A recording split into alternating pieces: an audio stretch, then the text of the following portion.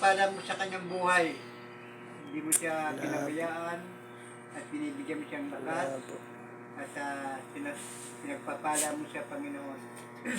Ama, dalangin ko siya sa itong nalakaran ng taon ay pagpalain mo siya, Panginoon. Gabayan mo siya, hayaan mong ang magawa niya, ang kalooban mo, at pagpalain mo ang kanyang buhay, sa trabaho, sa kanyang intelektual, pag-iisip, hayaan mong patuloy siyang maging matalino, mapayapang isip,